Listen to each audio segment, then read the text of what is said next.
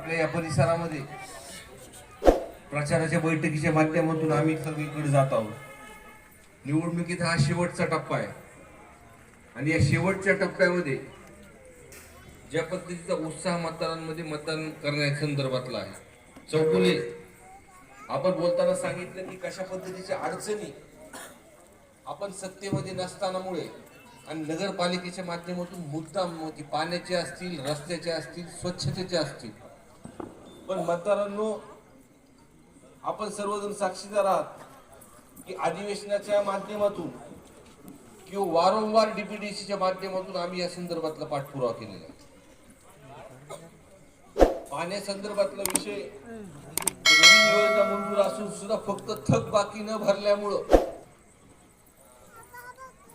आपल्याला मुबलक पाणी असून सुद्धा आपल्याला पाणी भेटत नाही. सगळ्यात जास्त पाण्याची अडचण ही माझ्या महिला आई भगिनींची. बघा, एक ठिकाणी भूमिका घेतल्यानंतर दोन विषय असतात. एकीकडे फायदा सुद्धा होतो आणि एकीकडे नुकसान सुद्धा होतं. भूमिका घेतल्यामुळं आपण सर्वजण माझ्या सोबत आहेत आणि भूमिका घेतलेलं नुकसान म्हणजे काय, तर आपली कामं वाढवली जातात. तुम्ही आता भाषणात तुमचा दुसरा मुद्दा मी ऐकला, तुम्ही संविधानाचा मुद्दा बोलले. संविधान बचाव म्हणजे भाजपनी ज्या पद्धतीने त्यांच्या काही प्रवक्त्यांनी, त्यांच्या काही खासदारांनी जे संविधानाबद्दल बोलले हे सर्व जगाने बघितले. म्हणून ही लढाई फक्त ही आमची नाही, तर आपल्या सर्वांची लढाई. बरोबर आहे. दुसरा विषय तुम्ही बोलले की स्वच्छतेचा आणि इतरच्या गोष्टी.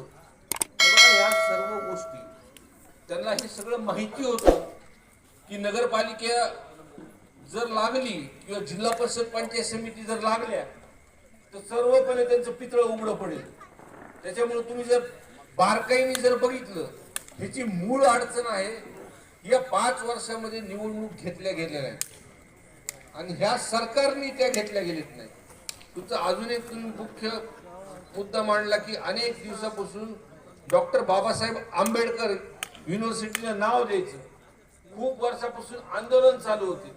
खूप लोकांना त्याच्यामध्ये अटक झाल्या, सहन करायला लागलं. पण महाराष्ट्र आणि देशामधला एकच नेते आहेत आपले आदरणीय पवार साहेब. सरकार जरी गेली तरी सुद्धा डॉक्टर बाबासाहेब आंबेडकर युनिव्हर्सिटीला त्यांनी नाव दिले. हा सामाजिक विषय आहे.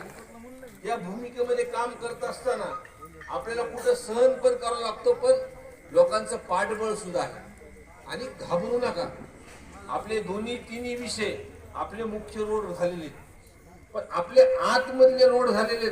खुर्शील भाई, बड़े बड़े मुख्य रोड आपले हो गए उतने साल भर, लेकिन अंदर के जो रोड है मोहल्ले के ते आपले राहिलेले, पण त्यांचे आराखडा पूर्णपणे तयार आहे. या 8 दिवसाच्या निवडणुकीत अनेक आमिषण आम्ही तुम्हाला हे काय दिले जातील. आता प्रचार रस्त्यावरती उतरून होत नाही. हा हा अपना होता,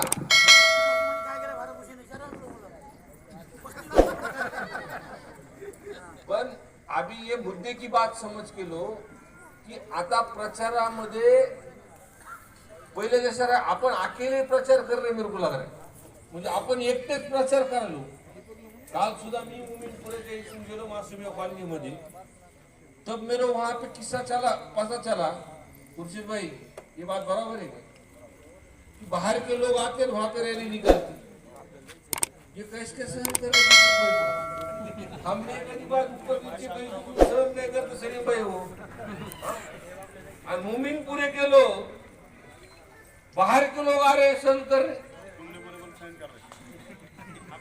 इतना भी सहन मत करो, इतना भी सहन मत करो. इसीलिए ये जो नाटक है ये खाली समर्थन, पाठिंबे, प्रवेश का राजकारण नहीं है. इसमें निवडणूक होती नहीं. लोगों में जब चुनाव होते तो लोगों के बीच में जाके लोकांच्या घरापर्यंत पोहोचून, लोकांच्या रस्त्यावर उतरून, लोकांच्या पर्सनल समोर जावं लागतं आणि त्याच माध्यमांनी आपण ही निवडणूक लढतोय. आपल्या आजूबाजूला कुणीच नाहीये, तुम्हाला सांगतो. त्याच्यामुळे विश्वास ठेवा.